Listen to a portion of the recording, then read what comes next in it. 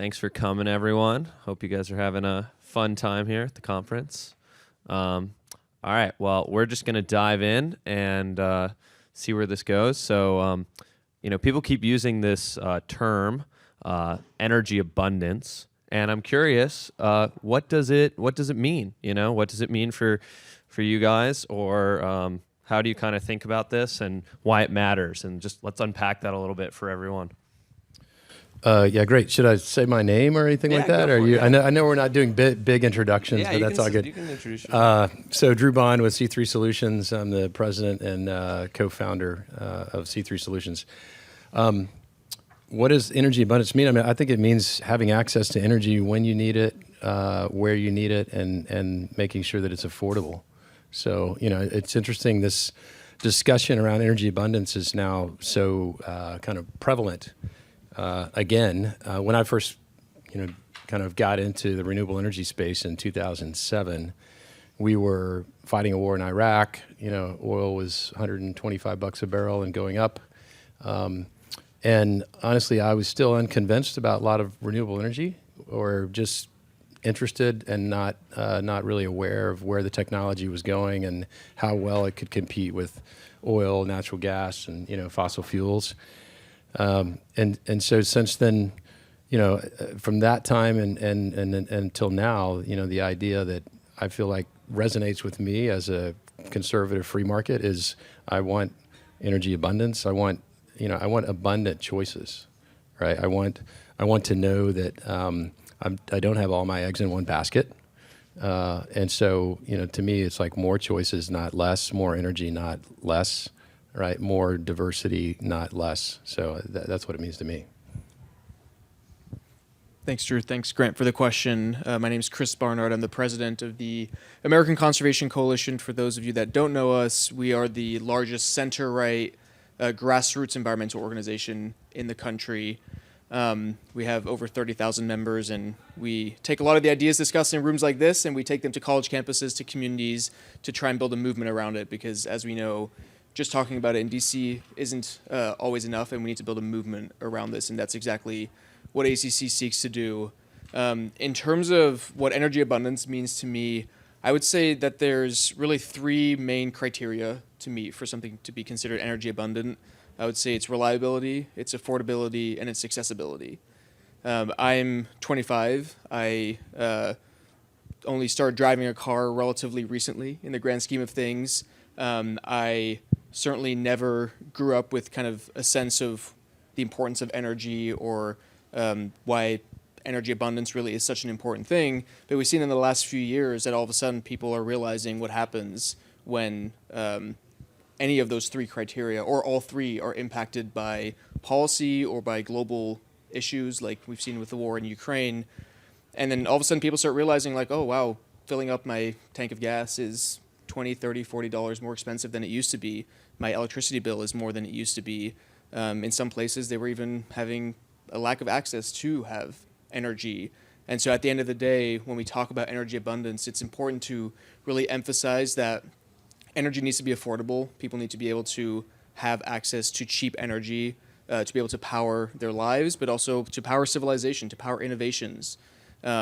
Secondly, it needs to be reliable. It's not enough to have just cheap energy. It needs to be able to turn on whenever you want to turn it on. And it needs to be accessible at any time, which is the third point, that accessibility really is a third kind of leg of the stool here, that when we're talking about energy abundance, you need it to be really affordable, reliable, and accessible, because if you can't access energy, you can't use it. And I think we're seeing in places around the world what happens when you can't access the energy that you need. So really, to me, it would be those three criteria, and I'm sure we'll talk about it a little bit more. There's a fourth criteria that you add to that when it comes to sustainability, and we'll talk about what that means and how that interplays with those three other ones. But just in terms of pure energy abundance, I would say those are the three main things that come to mind. It's easy to go last because I can just say, yeah, I agree with all of that. I'm Travis. I'm with the Cato Institute, the Director of Energy and Environmental Policy. But I've only held the job since August, so it still feels a little new to say. We can contrast abundance with its opposite, which is scarcity. And I think people know, or at least they have a keener sense of what scarcity means. So abundance is just the opposite of that. It's being off the hook from that, and it's a freedom to do whatever you want, drive as far as you want, as much power to your house as you want, all of that. I think one thing that exemplifies that, if we think about the concept of what have we done recently that is sort of the best example, I think it's the shale boom. It's basically we take hydrocarbon bonds from however long ago, millions of years ago, trapped in rock formations over a mile deep, and we can turn that into things that heat our homes and power our lights and all of that stuff. That is an amazing sort of resource abundance, but it's important to keep in mind too that it's not just the hydrocarbon bonds that are abundant, and they still are. It's the ability to get to them, the ability to use them. So all of that takes technology, takes know-how, all of that. So I think that's the way I would characterize it, is just the opposite of scarcity. So as we're going through, the transition, some of which is a bottom-up phenomenon, right? As you said, natural gas outcompeted coal plants in certain market structures, maybe all of them. We've obviously added a lot of renewables in states like Texas, California, a few others. Some others, we're really not adding that many if you actually look at the production there. But as we kind of go, and there's increasingly mandates of various kinds. There's the Inflation Reduction Act, which some estimate may end up costing taxpayers $1 trillion, and is obviously changing the incentives of what types of power resources get built. What concerns you? Does anything concern you about the way in which we're conducting this transition? What would you do differently? Let's say there's like maybe a slight Republican majority in the Senate, the House, and they win the presidency. What would reform look like? Should we do more? Should we change things? I'll just give you guys kind of an open window to put your hobby horse out there. All right, I will take the mic at every opportunity to go on a rant against the IRA. It's my least favorite policy in the history of the world. I've been against production tax credits for a very long time. My specialty is power markets, so they basically ruin power markets. It's a tax credit that you get for producing the electricity. It doesn't matter when it is, where it is, whether it's needed. Prices go negative. It's an absurdly wasteful policy, and it's the thing that's I actually think it's gonna cost more like $3 trillion, because the thing that people haven't wrapped their minds around is that it's open-ended. It keeps going until the power sector GHG emissions fall to 25% of what they were in the year 2022. By my estimation, that may never happen, especially if we have more EVs on the grid and things like that. So the question of sort of what reforms, like that is thing one. That you just rip that off right away. There's a lot of stuff going on at EPA too that bothers me. It's basically the Clean Power Plan 2.0. It's essentially built on the IRA itself, which is interesting too, is that there are so many subsidies for green hydrogen and for carbon capture that then the EPA can turn around and say, these are adequately demonstrated technologies, and therefore they can meet the EPA standard. I'm like, all of this is built on just subsidy on top of regulation on top of subsidy, and all of it's kind of absurd, but in a convenient way.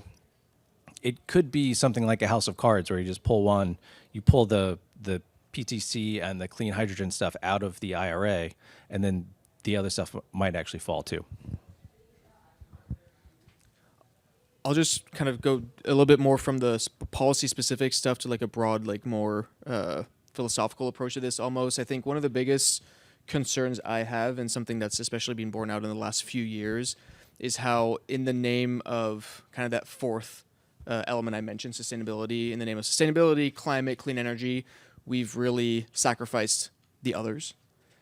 We've taken an approach where it doesn't matter how reliable, affordable, or accessible your energy is, as long as it's clean, we're going to pursue that at all costs. And we've seen that, for example, in Germany, where they, after the Fukushima disaster in Japan, Germany said we're going to have an energy plan called the Energiewende, where we're moving away from fossil fuels, or we're moving away from nuclear, and we're just going to renewables. And in doing so, they basically shut down all domestic fossil fuel production, started phasing out nuclear plants, and saying we'll just replace this with 100% renewables. what happened is they didn't replace it with 100% renewables, and they started getting that same energy that they were producing domestically from places like Russia. And so they were still using oil and natural gas and coal, just importing it from other countries. And so they weren't hitting their reliability or affordability or accessibility goals, and they actually weren't even hitting the sustainability ones either. And it's that sacrifice of the three former in favor of the latter that I think is particularly concerning when it comes to this. We're seeing kind of a similar dynamic play out in places like Sri Lanka, where you're broadly talking about kind of policy when it comes to environmentalism and sustainability, where they thought, okay, we'll just get rid of fertilizers overnight. And they thought that's good from an environmental perspective, but they didn't take into account all the other dynamics that are impacted by that. And so I think we need an energy approach that is fundamentally rooted in all of those four different criteria, rather than picking one or the other over the others. I think that's really fundamentally my biggest concern when it comes to these issues. Yeah, so I'll just maybe try to underscore what you guys said so well, which is, there is such a thing as bad climate policy. And what Germany did was a perfect example of bad climate policy. So, all the discussion is around bad climate change. But bad climate change, you can argue, but, more than likely it's happening, and it's going to happen over a number of, hundreds of years, right? And so, as a conservative, I would argue that we have a responsibility to reduce our impact on the environment and do it in a way that's good for people and the planet. When we put so much subsidies in favor of one particular technology or another, or deem, one particular energy technology as clean and others unclean, we sort of miss, the reality that there are trade-offs in all of these energy options. I'm the CEO of a solar company. I like solar. I don't like subsidies. Subsidies distort the market. Subsidies make technologies more expensive. Subsidies, are driving in my industry, I feel like I can't have a conversation these days around business development without talking about, what grants are you going after at the federal government. That should not be our focus. Our focus should be, what are you doing to develop your product so that customers will buy it and buy it more, and what are you doing to make it more affordable and more abundant? Back to your first question. So, I have to the IRA, I think, there's some good things in there. There's some bad things in there. I hate the whole process and the way that it was developed and passed. I think we need to get back into a regular order of business and have Congress actually go through committees and pass bills through committees and force, a series of compromise. I'm as conservative as you might find on some of these issues, but I also recognize that we have to live in a civil government, which means making compromise. So anyway, I'll stop there. Just to add one more thing, specifically on what I mentioned with sustainability versus the other ones, what's most frustrating about it is that this blind pursuit of climate goals or clean energy or sustainability hasn't actually even worked.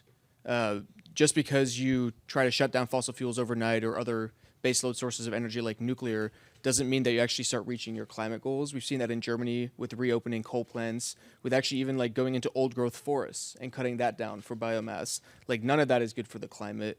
But we've even seen that in places like California. When they have outages, when they have blackouts, when they have brownouts, they import coal electricity from places like Utah, right? That's not good for the climate either. And so to the point of like, instead of just complaining about that, looking at what can we do better, I think places like Texas have really shown that when you inject competition and choice into a market, you allow innovation to prosper and you allow consumers to express their preferences, which tend to be in favor of cleaner sources of energy. We've seen that Texas is not just the largest producer of fossil fuels in the country, it's also the largest producer of renewables and clean energy in the country. And actually, if you compare California and Texas on a per capita basis, Texas is decarbonizing faster than California without the crazy mandates and things like that. So I think when it comes to policy, we should be taking barriers away. We should be making it easier for there to be a level playing field across electricity sources. We should be doing things like permitting reform that allow for this innovation to happen and for us to actually build stuff in this country. And I think at the end of the day, that's how we're going to get to the innovative solutions that will help reach sustainability and climate goals without sacrificing the other elements.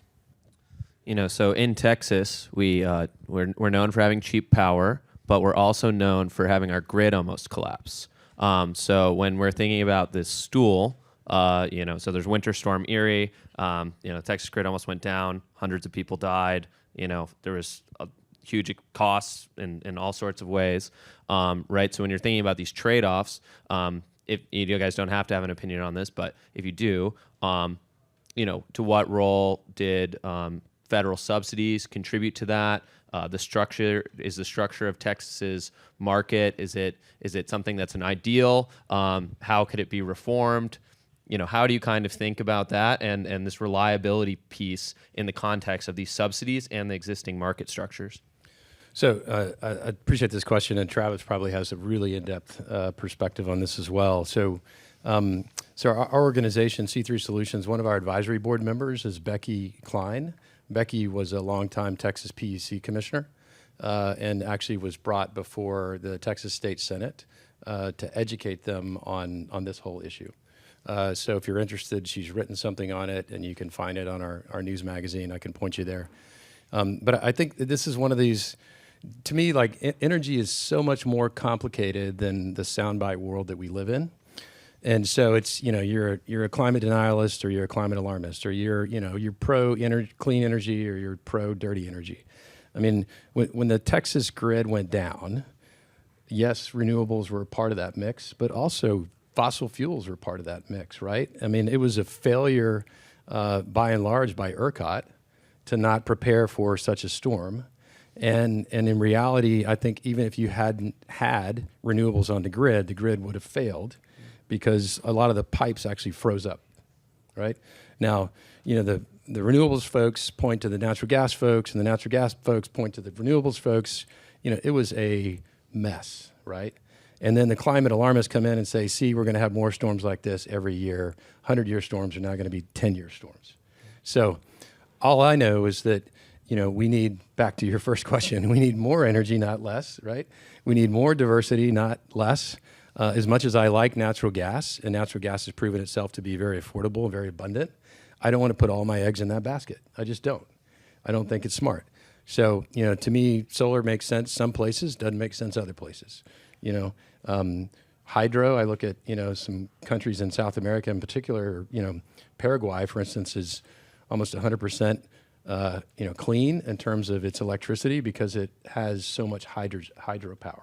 Right, so you can look at various technologies, various countries, or various states in this case, and so again, I would just go back to, I think we have to have a rational approach to the way we think about energy and energy policy, and get away from where we've been historically, which is, climate change and policy behind it is almost more like a religion. Let's approach it more like a problem that we're trying to solve in math class.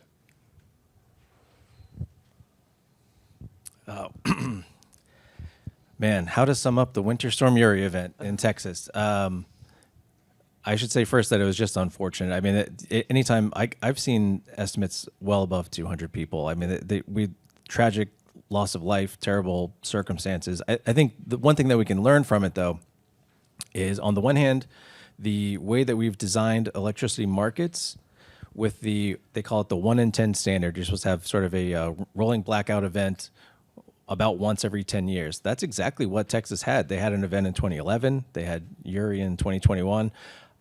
I think what we can take away is that the expectation on behalf of either a voter or a consumer is that the grid does better than that. And so we should acknowledge that and say, hey, this whole 1 in 10 standard, and we sort of build the economics on top of that. Like maybe that standard needs to be higher.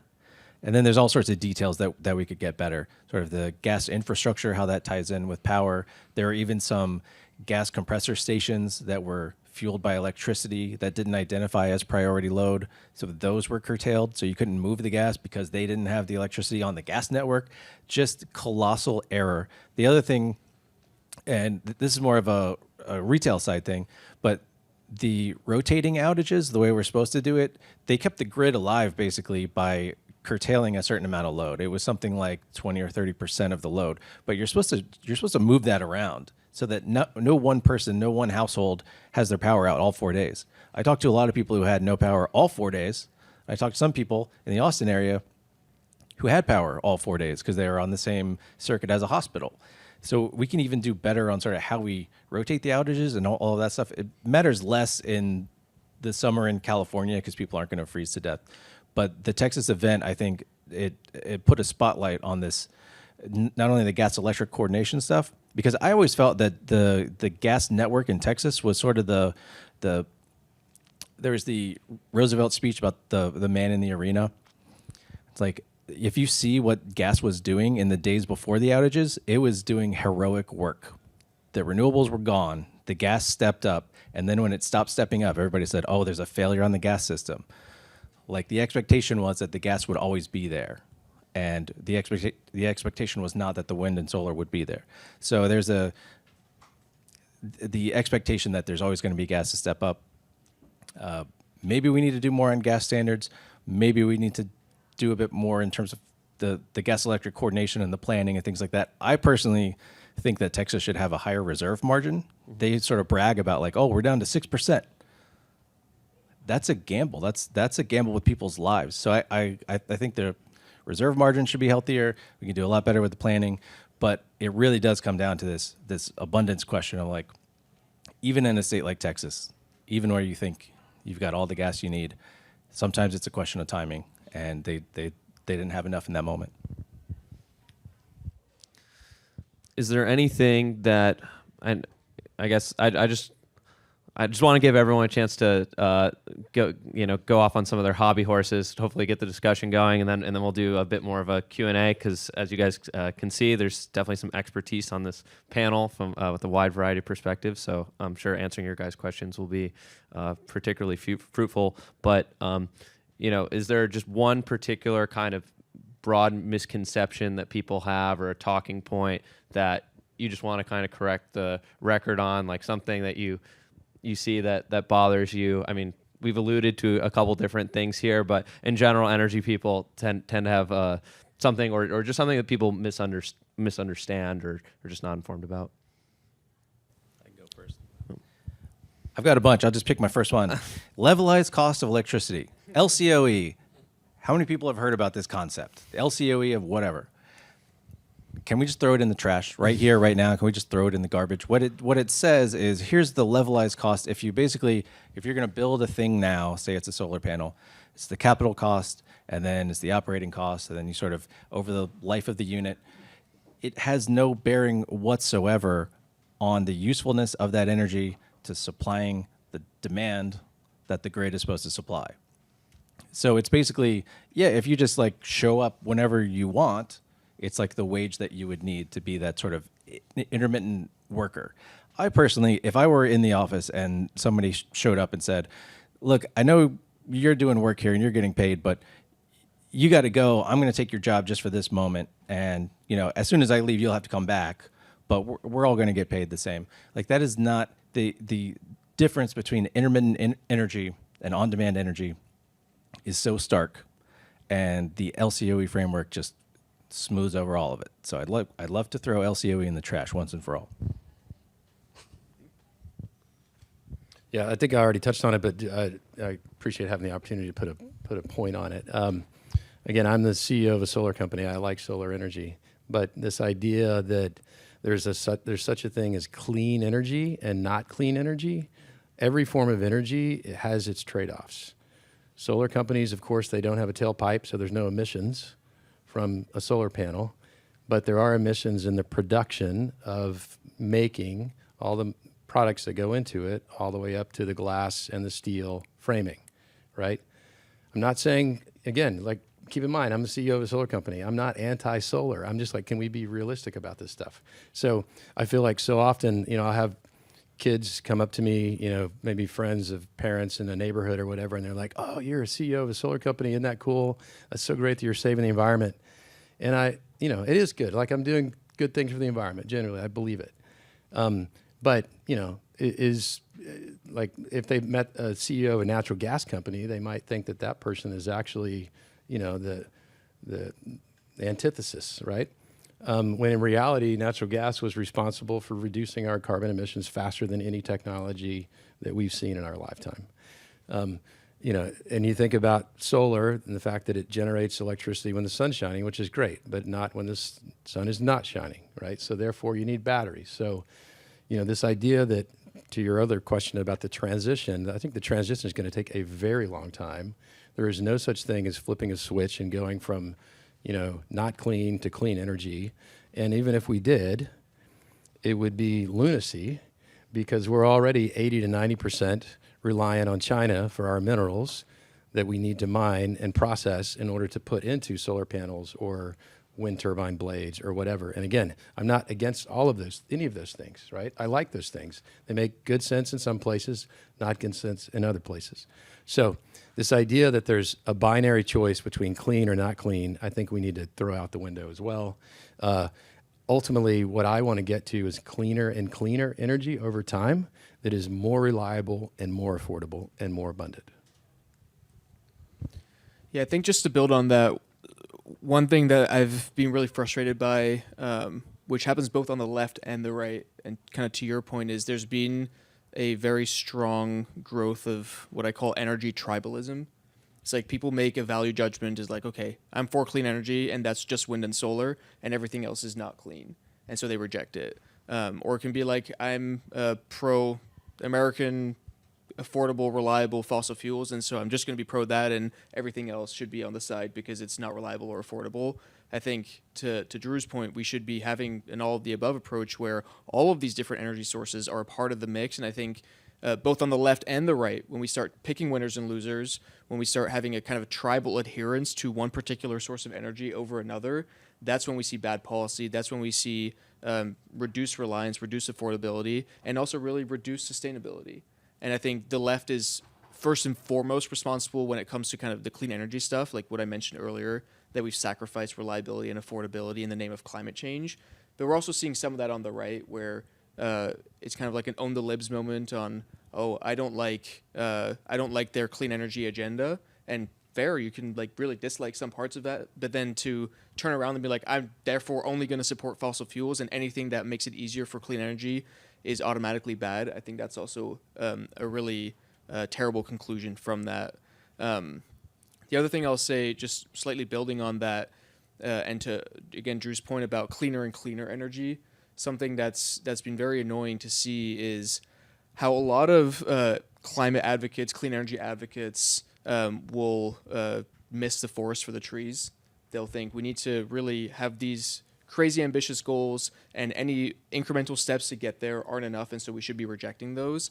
I think the coal to natural gas transition in this country is a really good example of what happens when actually natural gas is still a fossil fuel. It still emits carbon dioxide, but it's allowed us to reduce emissions faster than the next 8 countries combined. That is objectively a win for the climate, and you'll find very few climate activists who accept that and understand that. Simultaneously, like I wrote an article 2 weeks ago calling Biden's offshore leasing program, which is a record low, only opened up 3 plots of offshore ocean for leasing for oil and gas. I called it a net negative for the environment. Why? If we stop oil and gas production in the U.S., that doesn't mean that energy demand goes away. We still need to supply that energy demand, and we'll likely get it from places like Venezuela or Iran or Russia, or it'll be replaced by coal-fired energy, and that's also worse for the climate.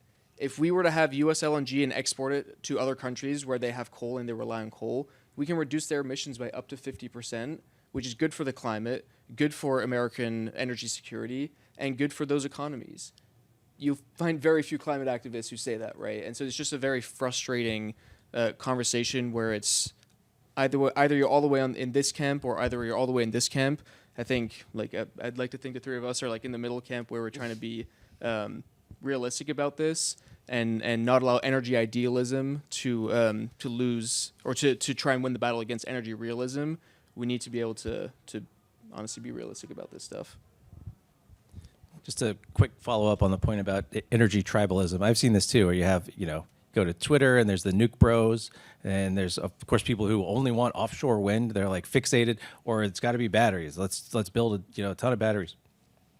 for some reason, that even infects the right, even the folks that you would expect to be free market. I talk to those folks and they're like, oh, I love coal.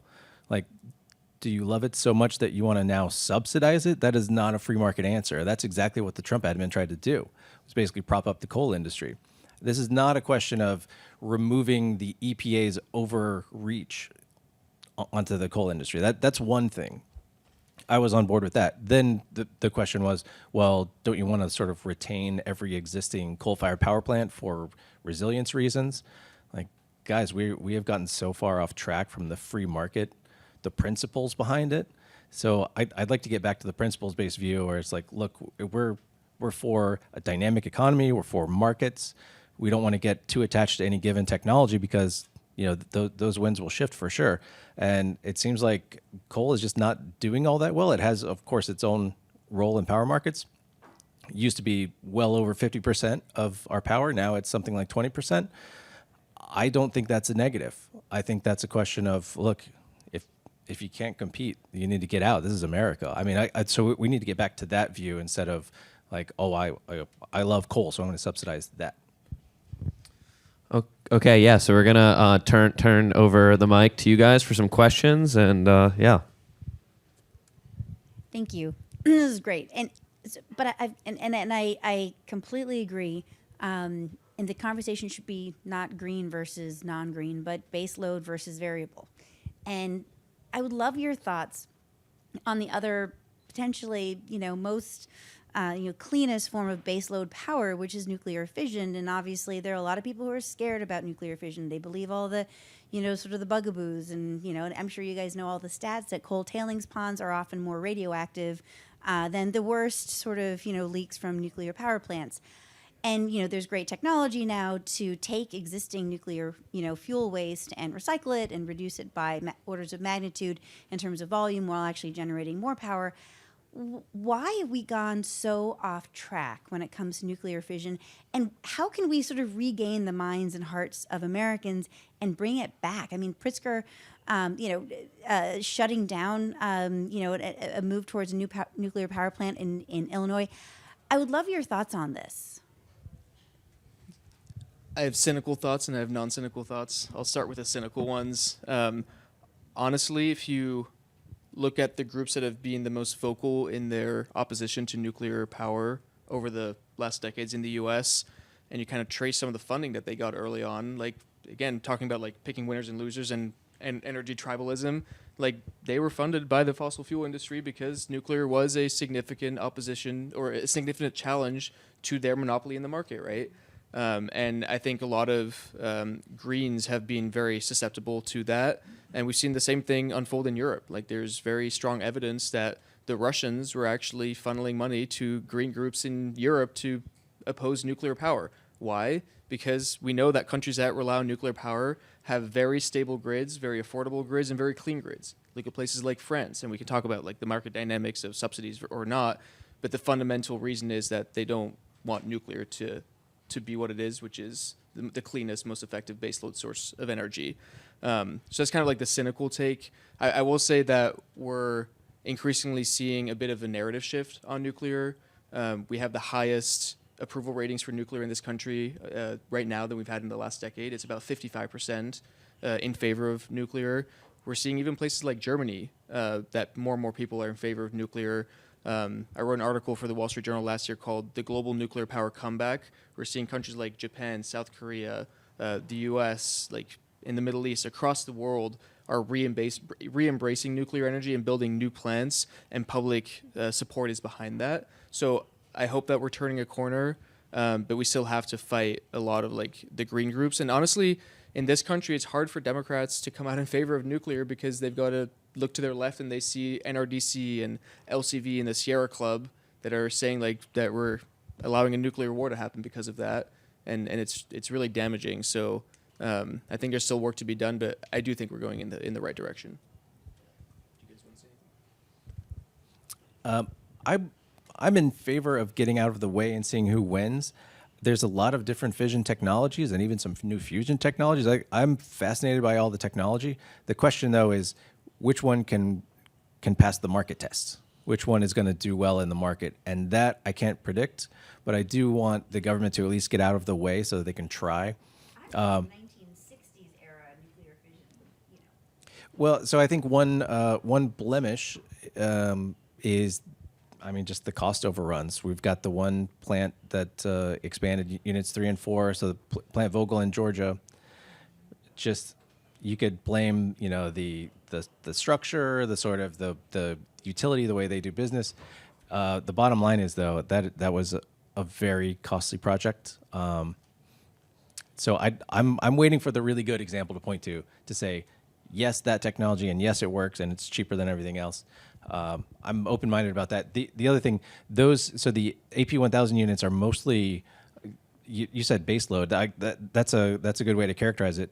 Sort of not load following. It doesn't adjust its output very much. In fact, it can't. So I think if we had a load following fission technology, and I think some SMRs are trying to go that route, I think that would be a real game changer. And I'm curious to see what actually passes the market test there. But I mean, we could actually, the other way to see it is, yes, the Vogel expansion was really expensive, but how much are we about to sink into subsidies for wind and solar and everything else? And if we're going to spend that amount of money, why not just go with the stuff that we know works? I'm not for spending that amount of money anyways, but it's a valid question. Just one quick thing before I hand it back to you. I will say we did effectively kill the nuclear industry in the U.S. with kind of this regulatory approach. The fact that we only had one new plant come online in the last 3 decades, I think has a lot to do with the cost overruns. Sure, mistakes were made, but if you're trying to rebuild a generational nuclear workforce, that's incredibly difficult to do. And the regulations that we've imposed on the industry are basically making their life impossible. So if there's one place to start to kind of unleash nuclear in this country, it's starting with the regulatory stuff, in my opinion. Yeah, I would agree with that. And I think it is ironic that, to the point of your question, right, is, if you're having a real conversation with an environmentalist who believes that climate change is the most important issue, then you can reduce greenhouse gas emissions fast, one of a couple of ways. You can shut down your economy, which we tried that under COVID, and that doesn't work well, right? It does reduce emissions, but it really hurts people, and it's not permanent. You can actually, or you can go all in nuclear, right? And switch all of your electricity generation to nuclear as fast as possible. But ironically, it's the same group that says climate change is the most important issue for the longest time. And again, I'm pro dealing with climate change. I'm a CEO of a solar company. I'll say it again. But but this idea that it's been the environmentalists for the longest time who have been fighting against the nuclear energy industry, and maybe the radical left environmentalists, I'll say, not all environmentalists. And so, I think that's where some people are just removed from reality, and they think, well, forget nuclear, let's go 100% solar. Well, that sounds actually pretty scary to me. And then I'll just say, what is often said and well known, right, is that nuclear energy has a PR problem. People still think of it as scary, unsafe. Chernobyl technology is totally different. Chernobyl happened under a terrible Soviet regime, that wasn't accountable. Pick your reasons why that failure happened. Those things really shouldn't happen today under any measure. And even with that, and even with Fukushima, and even with 3 Mile Island, right? And it's still the safest form of energy, bar none. How many people are killed in a fertilizer plant explodes Right. because of natural gas? I love solar too. I've got 2 big solar panels and 2 power walls. We're mostly solar. Not all of them. I want to raise. Hi, I'm Kenny Wagner from Students for Liberty. I have a sort of a fundamental question. My understanding is that because people like their electricity, whether it's raining or sunny out, whether it's daytime or nighttime, that whenever you add capacity that is renewable, whether it's solar or wind, but it's intermittent, it needs to be backed up by at least capacity from a fossil fuel plant in order to cover that in case the wind isn't blowing or the sun isn't shining.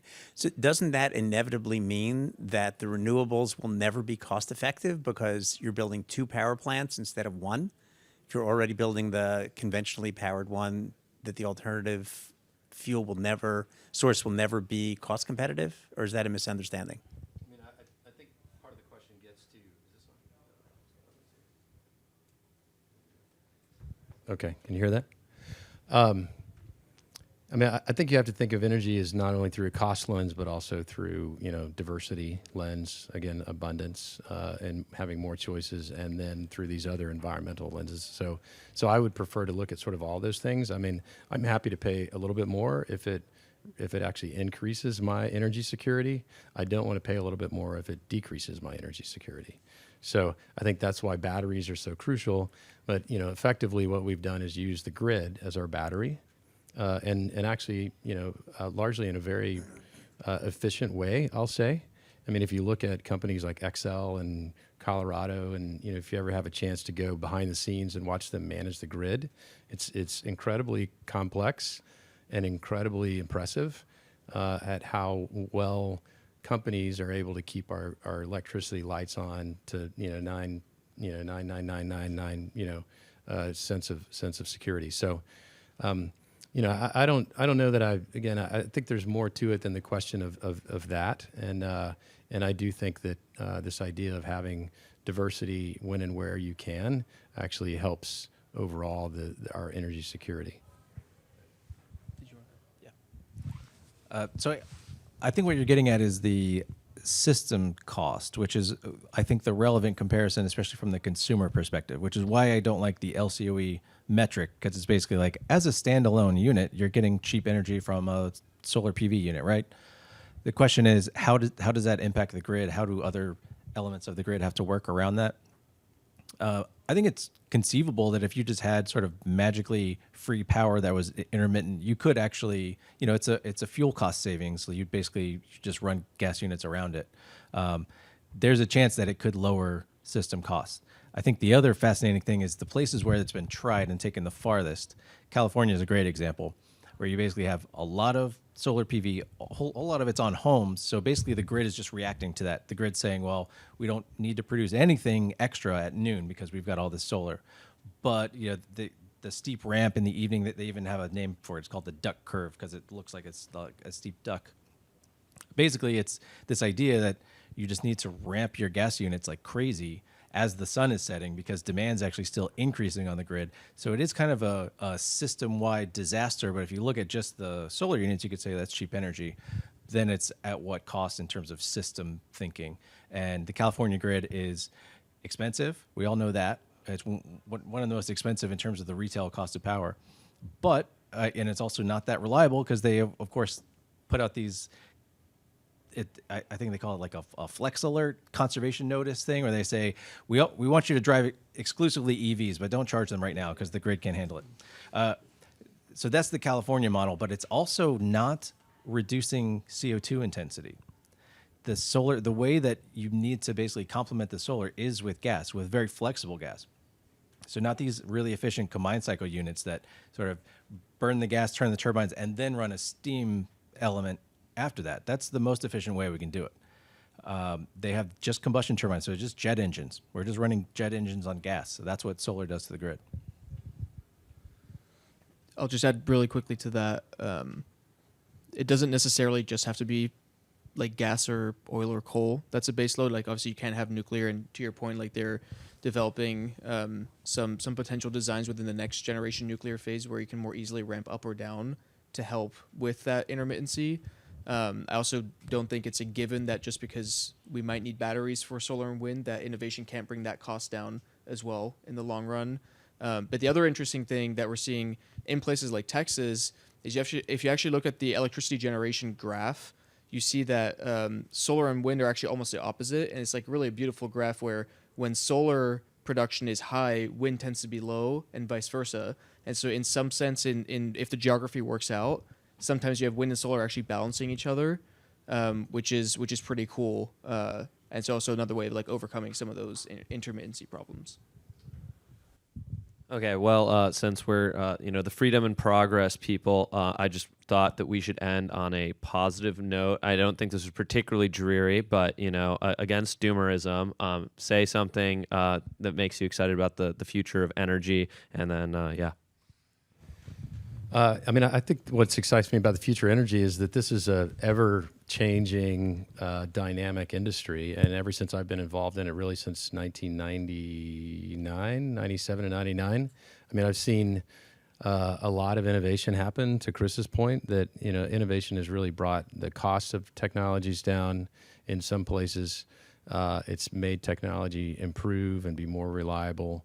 And so, I just think the energy is like one of the coolest fields ever, and I encourage kids to get into it, even if they don't want to be an energyist or whatever that might be, right? Because it's a broad, wide open field where you can be a lawyer, you can be an accountant, you can be a technologist, you can be a scientist. Like, it's an incredible field to play in, and our need for energy is not going away. Yeah, I think we touched on kind of the major sources of energy that most people think of, like oil, gas, natural, coal, nuclear, wind, solar. But I think there's just so many other sources of energy that are also incredibly exciting, that are coming up through innovation, whether it's like a long-term thing like nuclear fusion, whether it's like hydro or hydrogen or carbon capture, tidal in some places. Like, there's just so many cool different innovations within the energy space that sometimes we can't even imagine what we're going to be using 30 years from now. And that's some of the beauty of it. And some of the risk of trying to mandate it from the top down is that we don't know what innovations we're precluding by doing that. And so kind of going in with that humility and understanding that if you unleash innovation, innovation is going to do things that we can't even imagine right now. I think there's an excitement to that. And we've seen what that's done in the past, and I'm excited to see what that's going to do in the future. I'll try to end on an optimistic note. So sometimes it's hard to do that, but I'll be an optimist. I actually think if we get incentives right, and this is a big if, because we have things like the IRA and the subsidies and all that stuff. If we get incentives right, we have such ridiculous entrepreneurial potential in this country. In addition to all the resources and all of that, it's the know-how and it's the will to do really cool things. We've got more of that than I think anybody else. And I think some of the challenges that we're going to be able to rise to, great example is if we have new load from data centers. So if Elon Musk is right, who knows? But we're going to have this explosion in electricity demand for computation, for AI, for all this stuff. The question is, will we be able to meet that? Will we even be legally allowed to meet that? Is the EPA going to let us do that? I think the question is, when that next thing, I don't know what it's going to be, when that next thing comes and there's a new huge demand, are we going to be able to meet it? I think yes. We just need to learn how to get out of the way sometimes. All right, I'm surprised at my ability to hold my tongue on this panel. So thank you so much for coming. We're going to build the reactors. We're going to win. All right, thanks, everyone.